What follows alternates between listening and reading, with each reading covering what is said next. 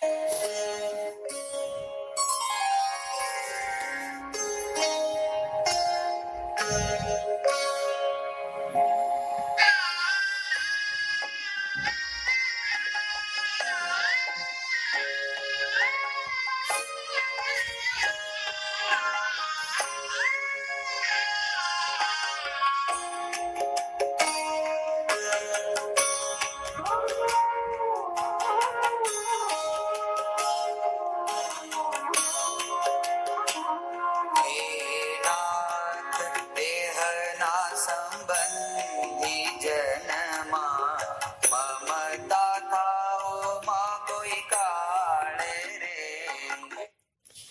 નાથ, દેહના સંબંધીમાં આ દેહ જ્યાં જ્યાં જન્મ લીધું, દેહ ને આત્મા બે પૃથક છે. તો આત્માના સગા કોણ? તો મહારાજ, મુક્તો અને ભગવાનના ભક્તો. અને દેહના સંબંધી આપણા કુટુંબ પરિવાર. તો કે એમાં મને ક્યારેય અહમ મમત્વ ન થાય.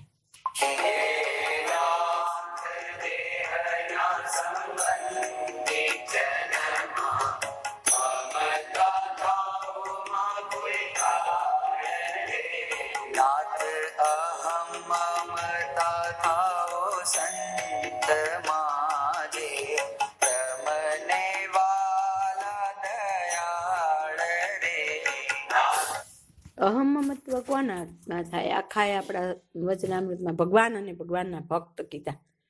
ભલે પછી આપણા દેહના હગા છે, પણ જો પરમ ભક્ત હોય તો એ દ્રષ્ટિએ કરવાનું, પણ દેહના સગાની દ્રષ્ટિએ નહીં કરવાનું. પણ એ કસોટી ક્યારે થાય કે આપણે કંઈક જીવનમાં એવું જરૂરત હોય ત્યારે એક બાજુ દેહના સગા હોય ને એક બાજુ ભગવાનના ભક્ત હોય, ત્યારે આપણું ખેંચાણ પાછું દેહના સગામાં થતું હોય છે. ત્યારે યાદ રાખવાનું કે ફર્સ્ટ ચાન્સ ભગવાનના ભક્તને મળે. એટલે ભગવાનના ભક્ત બાપાએ કીધું ને કે આપણું ગોત્ર કોણ? તો કે પંચવર્તમાન યુક્ત ભગવાનના ભક્તો હોય એ આપણું ગોત્ર. આપણે ગોત્ર કોને કહીએ આમ સમાજમાં? આપણા વડદાદાની પેઢી જે હોય બધી, અને પછી કુટુંબ પરિવાર હાલ્યો આવે એને આપણે ગોત્ર કહીએ, કુળને ગોત્ર કહીએ ને. પણ હવે આપણા માટે કોણ? કે પંચવર્તમાન યુક્ત ભગવાનના ભક્ત જેટલા હોય એ બધા આપણો પરિવાર.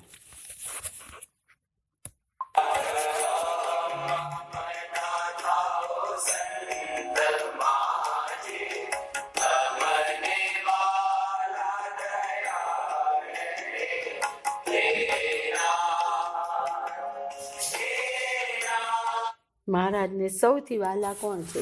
વચનામૃતમાં પાને પાને કીધું. તો કે પ્રાણ થકી મુને હરિજન વાલા. જે ભગવાનના ઉત્તમ ભક્તો છે એ મહારાજ કે મને મારા પ્રાણ કરતા વધારે વાલા છે. તો એમાં મને અહમ મમત્વ થાય, એમના પ્રત્યે મને ખેંચાણ થાય, એમની માયા થાય, પણ દેહના સગા સાથે મને માયા ન થાય એવી પ્રાર્થના કરવાની.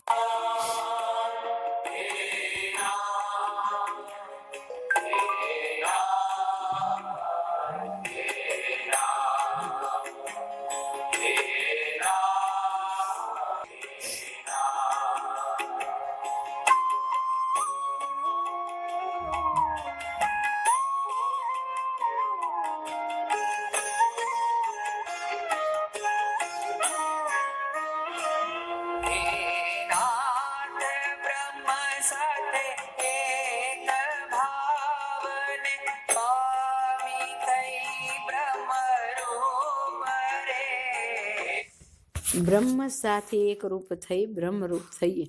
બ્રહ્મ એટલે મહારાજનું તેજ. તો તેજ સાથે એકતા કરીને, તો એ પણ પરમ એકાંતિકની સ્થિતિ છે. સત્કીર્તનમાં તો ને બધે બ્રહ્મરૂપની વાત વધુ હોય. આપણે કારણ સત્સંગમાં સમજાયું પુરુષોત્તમ રૂપ. પણ ગીતુભાઈ આપણને કીધું એમ કે બ્રહ્મરૂપ એટલે પુરુષોત્તમ રૂપ આપણે થવાનું છે. તો આમાં હતું બ્રહ્મ સાથે એકતા થઈ એટલે તેજ સાથે એકતા. આપણે હવે મૂર્તિ સાથે એકતા કરી અને પુરુષોત્તમ રૂપ થઈ.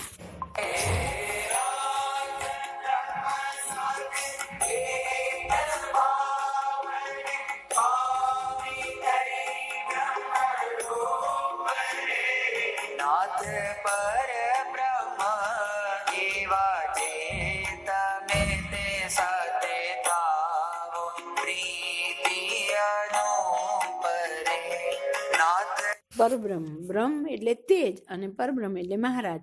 તમારી સાથે અમને પ્રીતિ થાય અનુપ, એવું જ અમે માંગીએ છીએ.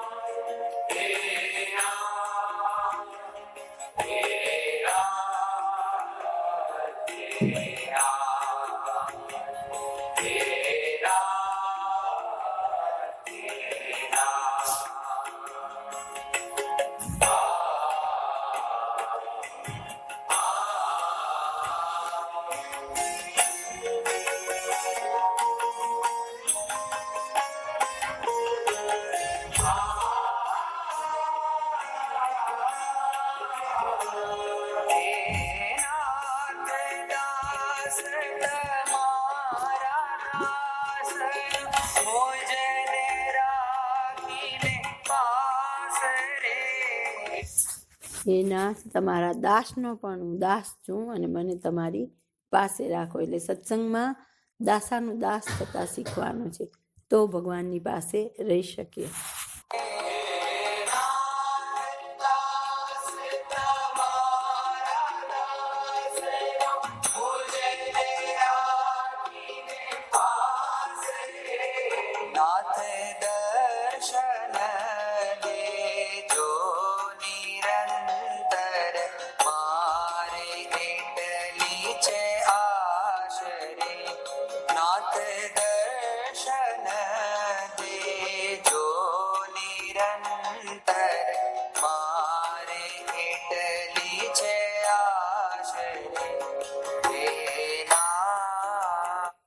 મારી એટલી જ આશા છે કે તમે મને નિત્ય દર્શન આપજો. એ સિવાય બીજી કોઈ ઈચ્છા નથી.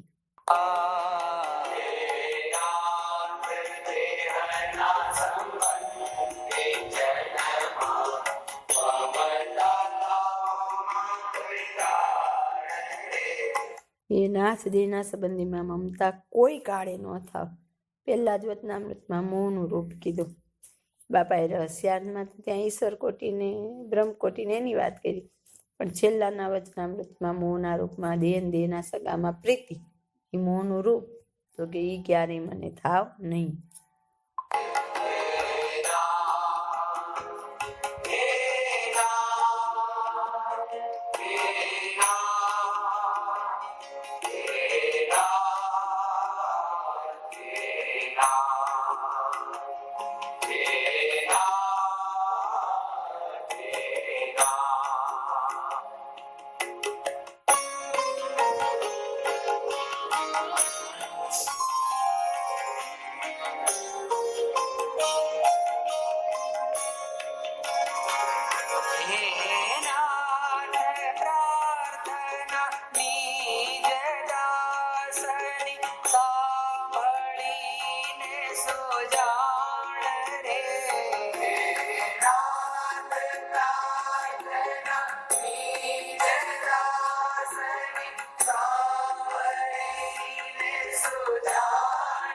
એ નાથ, પ્રાર્થના નિજ દાસની એટલે તમારા દાસની સાંભળીને સુજાણ રે. નાથ માંગ્યા મે સર્વે ગુણ તેને આપો જીવન પ્રાણ રે. હે મહારાજ, મેં તમારા જેવા સર્વે ગુણ માંગ્યા, તો એ મને તમે જીવન પ્રાણ એ બધા જ ગુણ તમારા જેવા આપો.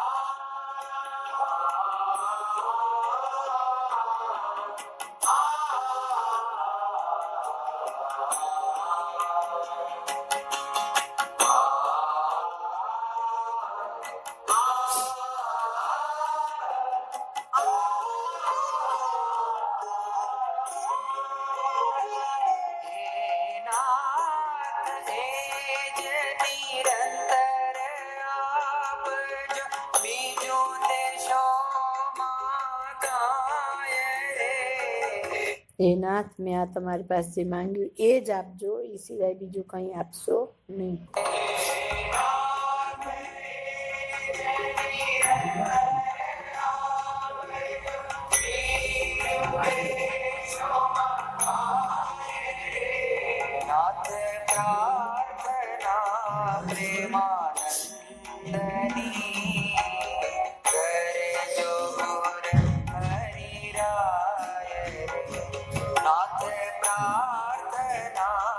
પ્રેમાનંદની